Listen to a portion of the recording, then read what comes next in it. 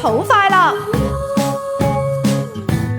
新年好快樂啊！進入品味生活圈嘅環節啦，每個星期咧，小馬麥卓華咧都會請嚟嘉賓咧，同我哋講下點樣喺生活入邊咧加添趣味同埋品味。講到品味呢一樣嘢咧，我成日覺得咧，唱歌咧都係其中一種藝術咧，可以陶冶我哋性情。平時咧我做節目咧，通常都會介紹一啲廣東歌或者華語歌。不過講到咧埃及文嘅歌，仲要由小朋友去演繹咧，我相信咧呢個都幾新鮮有趣嘅事情啊！今日咧請嚟幾位嘉賓咧，佢哋啱咧就喺一個香港國際埃及舞蹈節入邊咧，其中一個表演環節咧，就用佢哋幾歲或者即係10歲以下啦咁上下呢啲年齡咧，學咗埃及嘅歌曲之餘咧，仲喺好多人面前咧就表演咗。咁啊當然啦，佢哋嘅表演咁精彩，我梗係要揾佢哋上嚟咧講下佢哋點樣由唔識埃及文到可以演繹啊人哋文化嘅歌曲。當然都要帶埋咧負責人上嚟啊！喺我身邊嘅咧有嚟自 Dance Nefertiti 嘅張潔婷小姐阿 May 嘅 May 你好 Hello， 你好，又見到啦。冇錯，咁啊亦都咧要介紹翻啦兩位嘅小朋友同埋咧佢哋嘅老師啊，老師係 Miss Lam 喎，係咪 Miss Lam？ 你好，係啊，兩位小朋友自己介紹下自己嚟。我係保良局莊啟成小學嘅陳浩橋。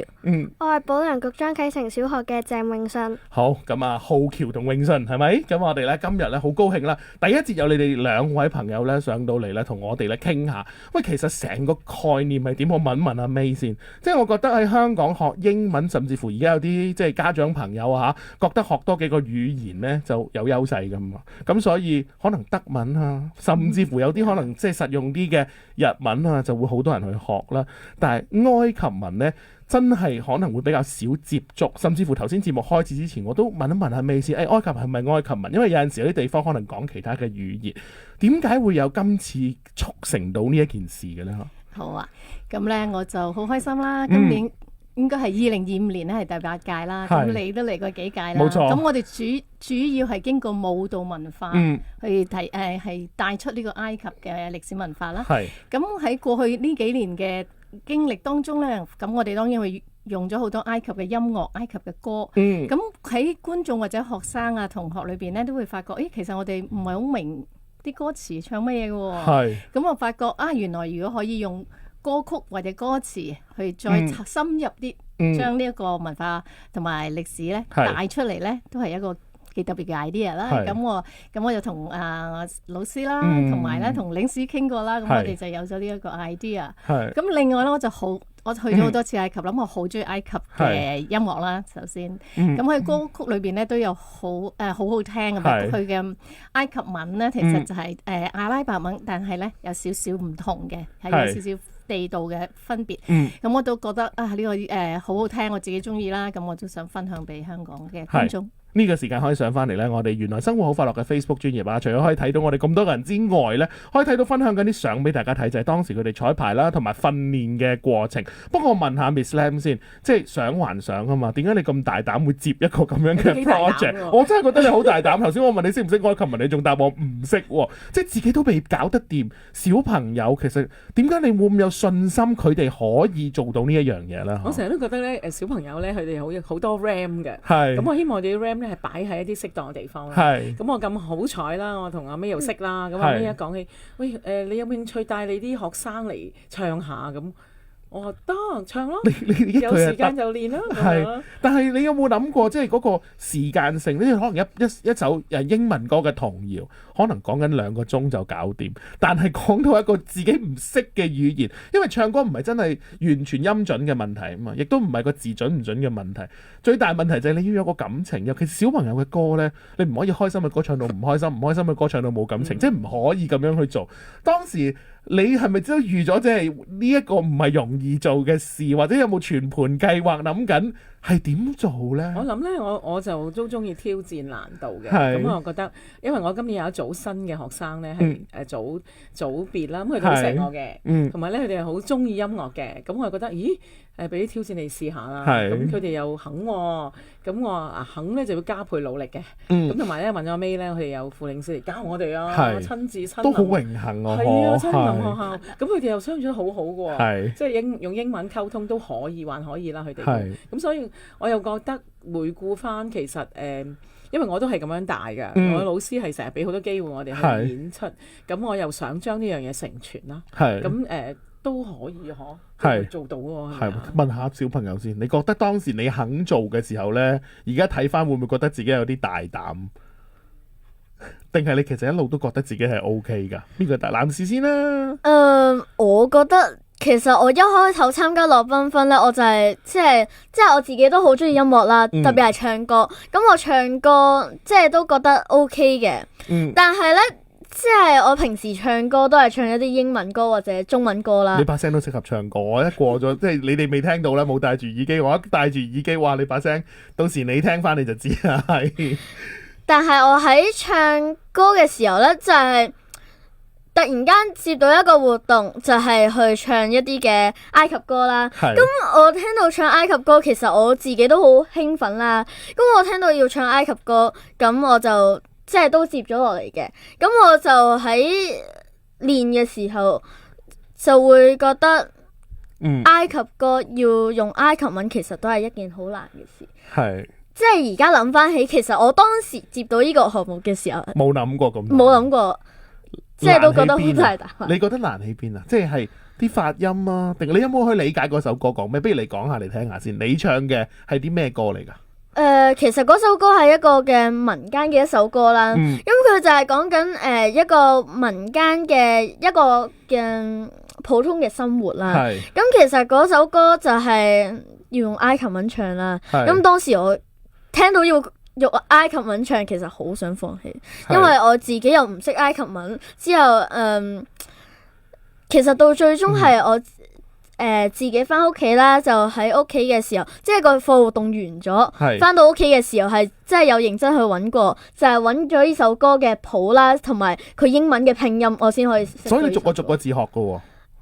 佢就係有份譜，佢就係寫晒啲英文拼音落去咯。咁你就跟住啲拼音。係啦。但我見到咧，即係而家大家上翻嚟，原來生活好快樂嘅 Facebook 咧，你見到呢個就係副領事啦嚇。係啊。副領事係非常之細心去教緊每一位同學，好親和嘅，同埋咧大家咧學習嘅時候咧，真係因為呢張相我好肯定唔係望鏡頭嘅。當時佢哋學緊嘅時候咧，即係都唔係叫偷影嘅，即係去影一啲嘅鎖匙啦咁樣。喂，佢真係完全大家好認真㗎喎，同埋學得好開心㗎喎。係啊，副領事咧 Mr. Ennis 啦，咁佢我哋好好彩啦，佢抽空特別嚟到學校咧，係幫我哋親身咁樣逐個同學傾下偈啦。咁我覺得。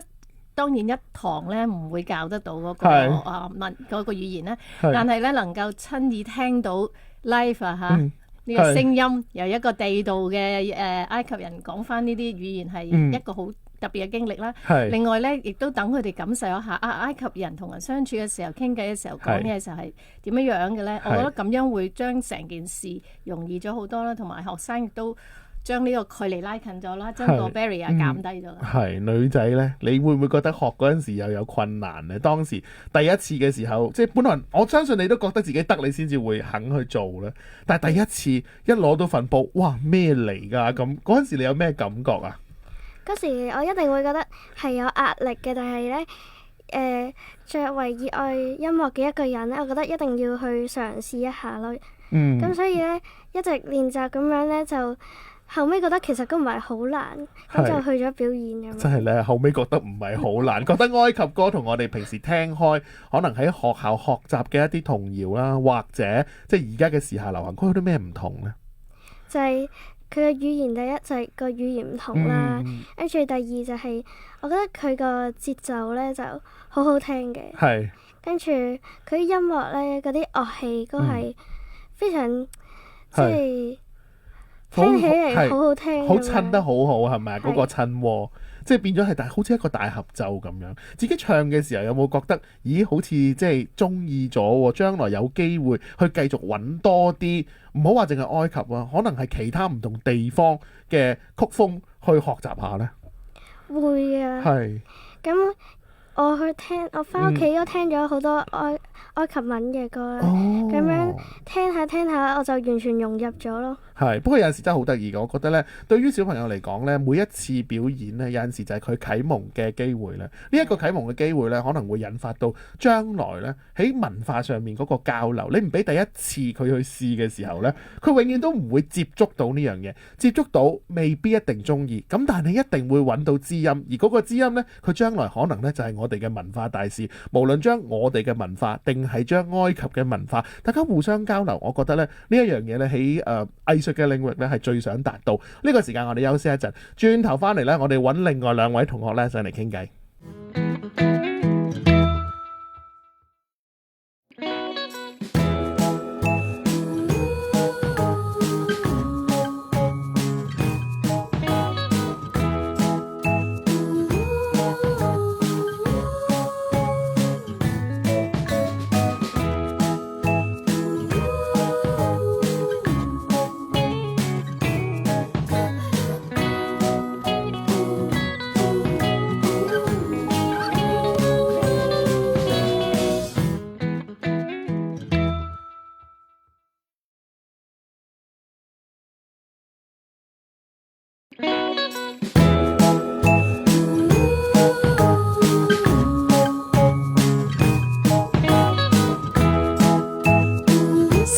好快樂！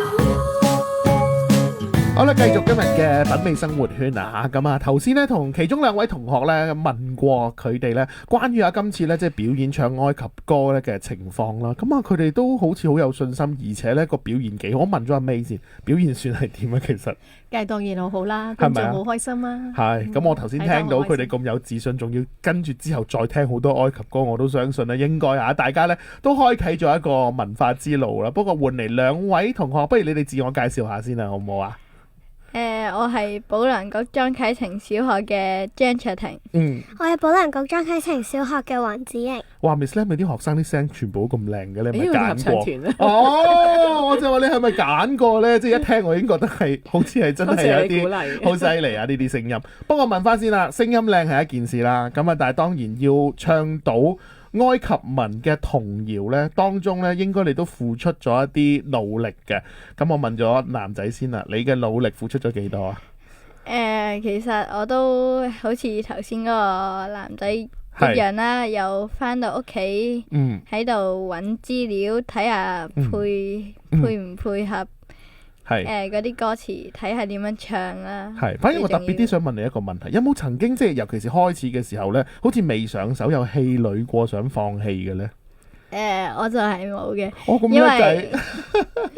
係。因為我好中意音樂噶嘛，咁我想乜嘢都試下。係。睇下啲新嘅體驗，嗰類嘢。嗱，睇下新嘅體驗就啱啦。而家咧，聽眾朋友咧上翻嚟原來生活好快樂嘅 Facebook 咧，就俾啲新體驗。呢一張相咧就俾你睇埋啦。咁啊，見到你自己喺度嘅。其實今次咧，我知道咧呢一個嘅埃及童謠咧都配以一個故事。呢個故事咧就係同農夫啊，或者同當地咧唔同嘅文化習俗有關。咁啊，你咧其實咧就當時係臨危受命飾演咗呢個農夫嘅角色啦，可唔可以同我哋講下？其實唔止唱，要做埋，即係自己要代入呢個角色，有冇呢個難度呢？係有少少嘅，因為我係臨尾嗰陣時，埃及嗰啲人話唔可以女仔扮男仔啦，所以我就要入去代替另一個女仔啦。我當時其實覺得好尷尬，因為喺中間嘅台。見到咁多嘅觀眾啊，我嘅心都有少少貼場啦。係咁，但係點樣去克服呢一樣嘢咧？只要放鬆少少，好似大家一樣，深呼吸嗰啲，做下 relaxation，咁就過關啦，係嘛？自己滿唔滿意自己當時嘅表現先？我覺得滿意嘅都咁啊，滿意啦。咁啊，女仔方面，頭先你都同我講，你都有份做道具嘅，可唔可以同我分享下你嘅經驗又係點樣呢？首先講咗我練唱歌嗰度先啦。練唱歌嗰陣時候咧，我都有喺屋企嗰度坐喺張凳度練啦。媽媽就播啲嗰首歌俾我，之後我就跟住嚟背。咁之後咧，其實中途一開始咧，我係話，喂，我連背都未背好，仲要連字都唔識讀喎，我點做呢？咁我有諗過要放棄啊，但係因為老師鼓勵我呢，同埋放學之後呢，有個同學呢都教我點樣讀呢，所以呢，我最後都係克服咗呢個困難咯。係自己都開唔開心啊？成個過程同埋即係嗰個時間性有幾多度？即係你譬如學咗到真係表演有幾耐？即係大約1個月。就已經學到又可以上台嘅水準噶咯喎。之後整個道具呢，就係我哋喺學校啦，咁 Miss Lam 呢就俾咗啲紙我哋，咁啊去咗試藝室啦，之後就同頭先個女仔一齊做嗰啲道具啊、本啊、碟嗰啲，咁樣。但係我哋喺試藝室嗰度呢，係好緊張嘅，個原因係呢，平時呢係要即係經過老師批准先嘅，之後。我驚咧，老師又唔知道我哋係咪偷嚟呢度啊，定係啲乜嘢，所以我哋都好細聲咁樣整。最後我哋就整咗銀色碟、金色碟咁樣，仲整咗個斧頭咁樣。咁啊，全部都係拎晒上台啦，大家都非常之開心啦。喂，不過我問翻 Miss Lam 先，其實今次呢個活動初你有冇擔心啲家長會反對啦？呢個就一定唔係嗰啲咧學校嗰啲，譬如話升中嘅時候咧收生嗰啲標準項目嚟噶嘛。當時會唔會都驚有一啲咁樣嘅壓力？我哋咧就學校做法都係會徵求家長同唔同意先參加嘅。咁我出奇意外地就係所有家長咧都話制喎，即係 OK 喎。咁同埋佢哋咧即係我見到佢哋都係同我都好傾，同埋都似嘅就係唔好淨係讀書。即係我啲學生咧，佢哋係喺讀書之餘，佢仲可以善用佢自己嘅課餘時間啦。咁之後咧，啲家長都一齊去我哋，即係佢哋都會一齊睇啊。佢哋好開心，即係睇到小朋友嗰種投入啦，同埋即係佢哋本身又唔識去到識。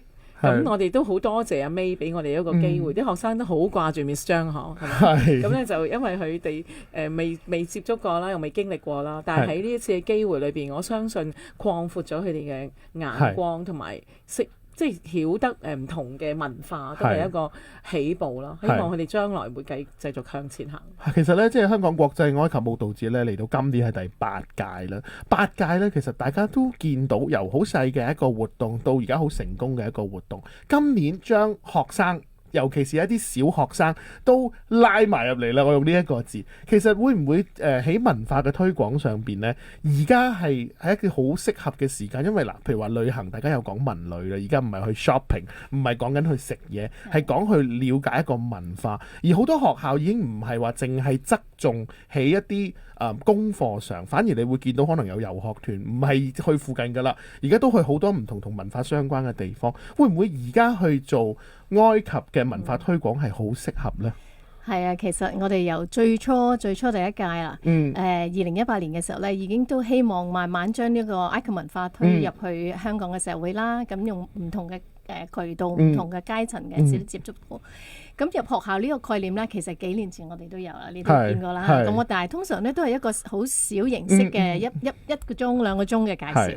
咁所以我呢度咧都要好多謝 Miss Lam 啦。Miss Lam 咧係好大膽。我借啲舞俾你哋護級啦，好唔好啊？係啊，呢個係真係高舞啊！你哋真嘅，因為咧我唔係會粒高舞，而事實上咧，我哋 approach 過好多學校，我哋都全港個校，其實我哋都有發信出去嘅。咁真係能夠接受呢一個挑戰咧，其實係難度好高嘅，因為學校功課忙啦，老師好忙啦，或者係同學們嘅好多嘅活動啦。咁 Miss Lam 能夠咁大膽地接受咗呢個挑戰，而最難得嘅係學生、校長、家長互相支持，互相即係成件事，我覺得好完美咯。